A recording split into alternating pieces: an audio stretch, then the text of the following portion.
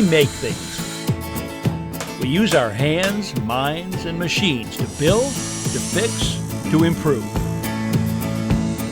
We're known as do-it-yourselfers, home improvement fans, fix-it fanatics, inventors.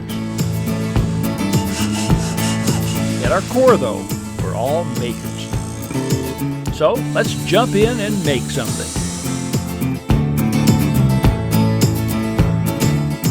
Ever spend a few hours or even days without electrical power? Then, like me, you know how inconvenient, uncomfortable, and costly it can be. Today, I'll be installing a backup power system here at the house. Finally, I'll drop in on some folks who want a hole in their wall. Now, they call it a niche, I call it a niche. And you'll see, though, it's good looking and easier than you imagined. So how about it? Let's make a house call. During my time here at the house, I've had more than my share of power outages, lasting from a couple of hours to a few days. And that got me thinking that maybe what I needed was a backup or standby power system. The big blackout of 2003. The lights are slowly coming back on in New York and Connecticut. What caused the blackout this week? I've had this portable generator on the road with me for years, and it's a good economical solution to a power outage. This one has a sound dampening jacket around it, so it runs really quietly. I always use this outdoors, away from any open windows, and I never use it in the garage or basement. This will run about 7 hours on a tank of fuel, so if I'm expecting a long outage, well, I'd want to have an adequate supply on hand.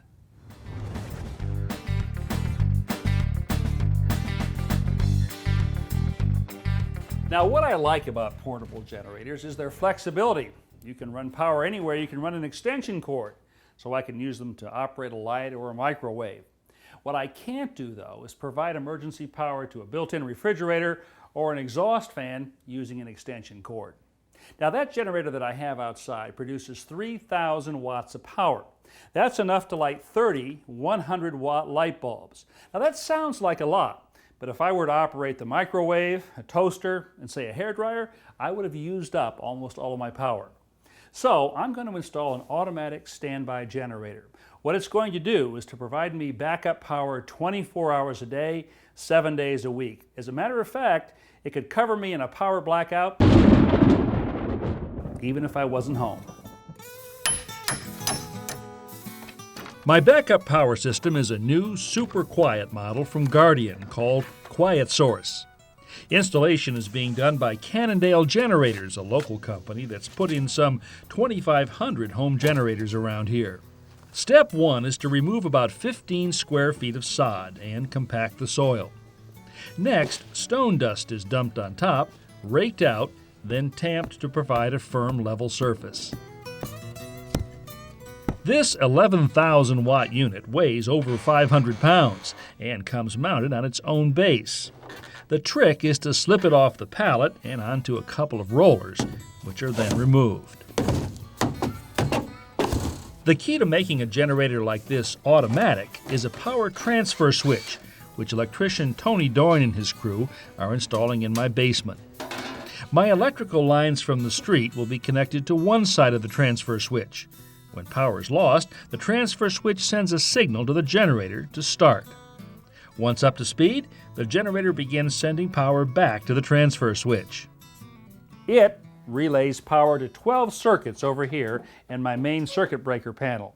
Now, these are circuits that I've pre-selected, like kitchen and basement lighting, the boiler, the master bedroom lighting, the basement freezer, and the kitchen refrigerator. Things that I know I'll need in a power outage and things that'll make life more comfortable.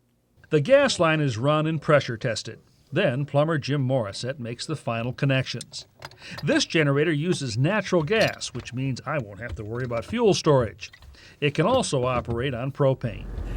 Well, our generator's in and running, and quite quietly, I might add. As a matter of fact, it sounds about like a central air conditioning compressor. Now, it's putting out 11,000 watts right now. That's about 95 amps, plenty of juice to run anything we'd want to operate during a power outage. To put our new backup power system to the test, we decide to conduct a simulated power outage. Our friend Josephine shuts off the main breaker in the basement, and we do what we normally do, light the candles. Within seconds, the generator starts automatically. When the power is restored, the generator will shut off automatically, and we'll hardly have missed a beat. That was only like about 10 or 15 seconds. Heck of a lot better than the candles, huh?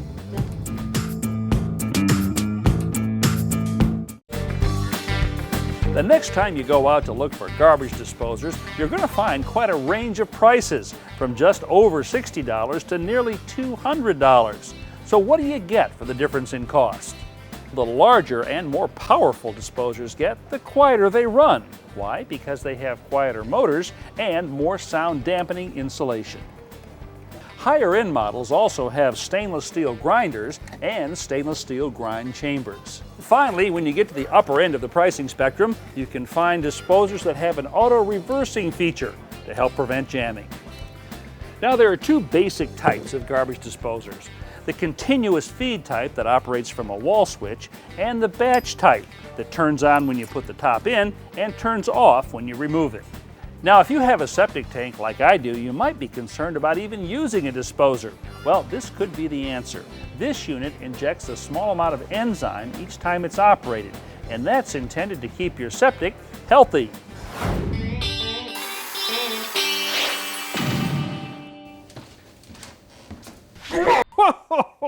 Oh my gosh! You know, I love this rug, but walking on it, well, that can be a dangerous matter, and I'm going to do something about it. Now, like most of my projects, this one begins with a shopping trip to pick up a slip-resistant rug pad.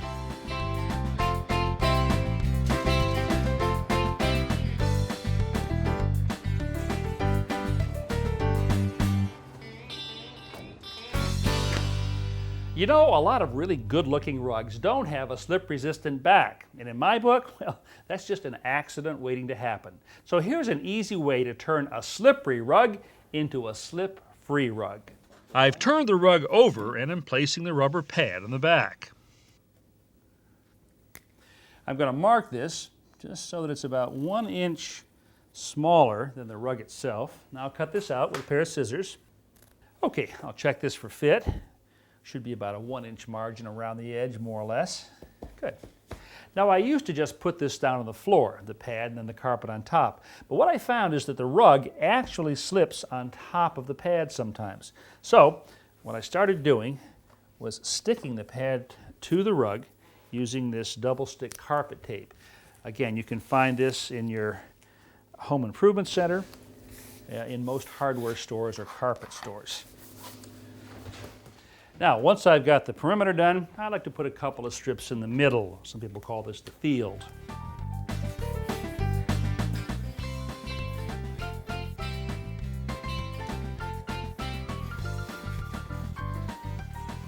Now I'm going to peel off the protective backing here.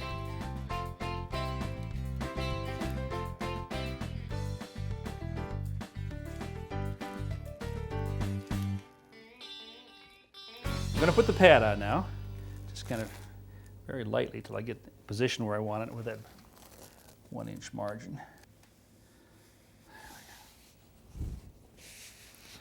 Okay, let's try it out.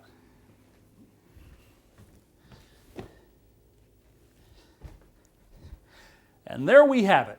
That's how I turn a slippery rug into a slip-free rug.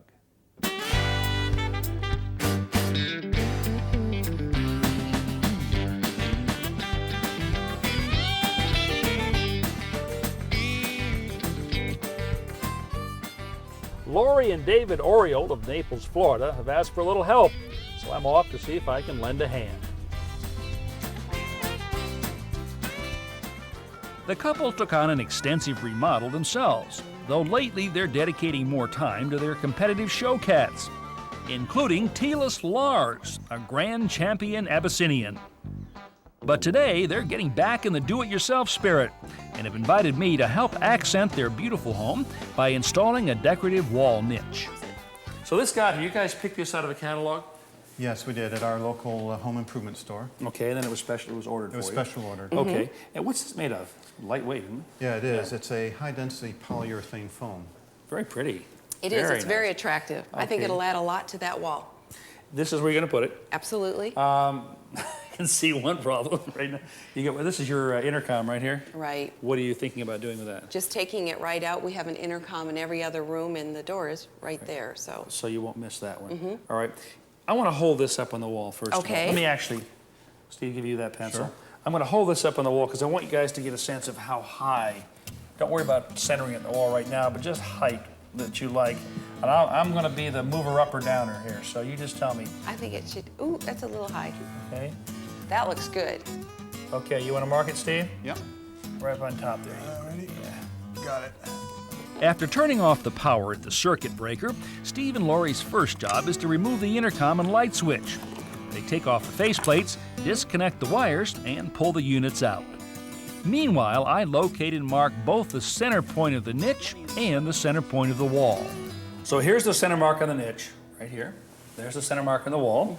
So we're just going to put these two together, and that automatically centers the niche in this.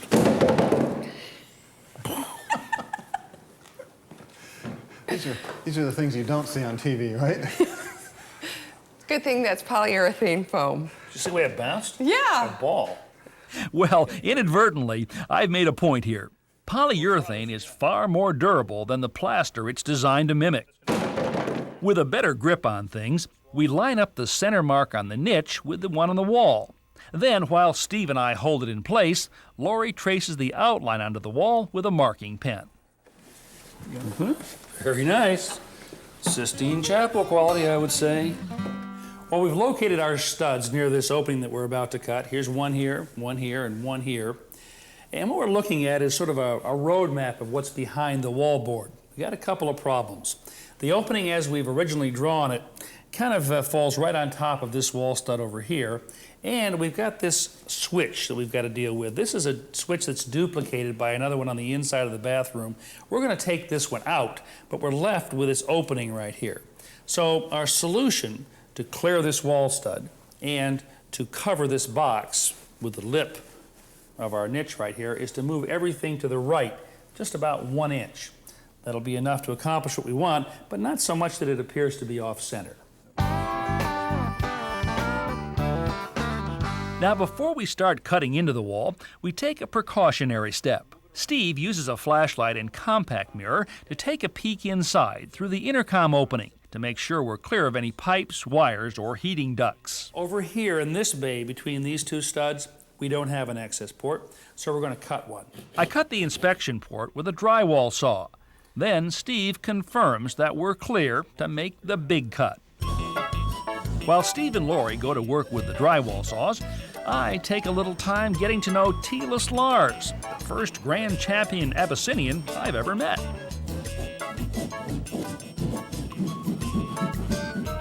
Okay, all finished, huh? Yep. Okay, Lori, grab right here. Steve, get your hands in here. You just kind of wiggle it back and forth a couple times and pull it off. You sure this is what you want to do, Lori? Yep. Okay, pull it off. There you go. Oh, it came off in one piece. Beautiful. A small strip along the edge is still attached to a stud, so we remove it with a pry bar. Well, we're about to take on the most interesting part of this project, removing these sections of wall studs right here that are in our opening. Now, two things are important here. We want to make sure that this is not a load-bearing wall. What's a load-bearing wall? Well, it's a wall that supports some weight from above, usually ceiling joists. We went up in the attic and determined that this, in fact, was not a load-bearing wall.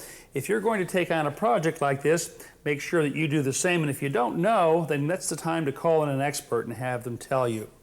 Secondly, I want to minimize the damage to the surrounding wall as I'm taking these out. So with that in mind, I've drawn some lines down here and cut some slots just about 1.5 inches below our opening.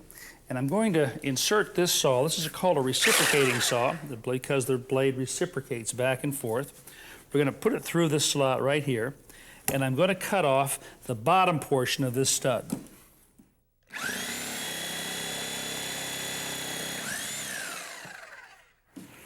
Okay, Steve, want to give it a shot? Sure, love to.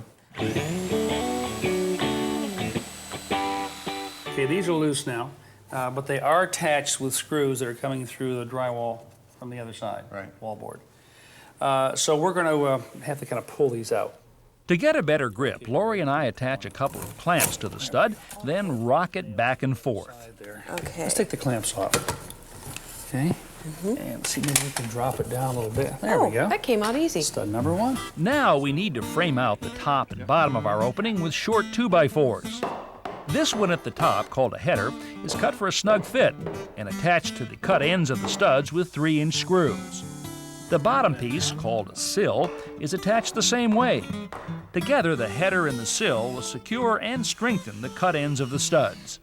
The only patching we'll need to do before installing our niche is to fill these cutting slots.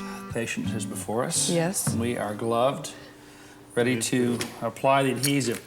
This is a polyurethane adhesive. The reason that you guys put the gloves on is if it gets in your hands, it does not come off. I apply the adhesive in a serpentine pattern along the lip and add a few dollops on the back. I think we're ready. Okay. Maybe we should have done a test fit first. Oh. Would have been a good idea. Oh, man. Here we go. How you doing over there? Pretty good, right? I make it? How long does it take for that glue to Like adhere? glove. About 25 to 30 minutes. Now, there are a couple ways to do this. We could drive a couple small finish nails in here. But you know, this is fitting so well because you guys did such a perfect job of cutting. I think that's gonna be fine. Well, let's leave it just like that. Now, Lars, this is a niche fit for a championship cat if I ever saw one. You look magnificent up there. Just majestic. Oh, wait a Mom. minute. You're not supposed to be up there. I guess you're gonna be replaced by a vase. Yes. Wow. So what do you guys think? Oh, I think it adds great character to a wall that was very hard to put anything on. Yeah, it was too short to really do much with. Absolutely. Couldn't put another piece of furniture there. How was it for you doing it? I thought it was pretty easy. I was a little concerned what we would find when we cut into the wall, and we had the problem with the wall studs that was easy to overcome in the end. So it was easier than what I thought it was You going did to a be. great job cutting those out, by the way. Good, steady hand. Well, wall niches are pretty simple to install and come in a variety of styles and shapes. All said, they're a great way to add an elegant architectural element, or cat perch, to just about any room.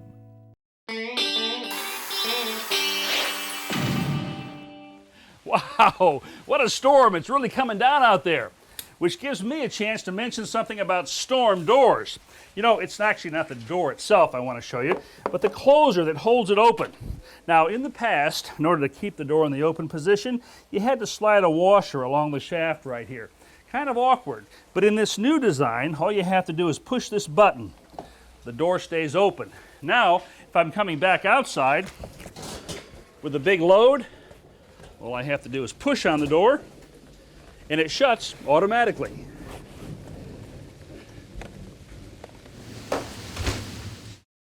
To view today's projects again, visit ronhazelton.com.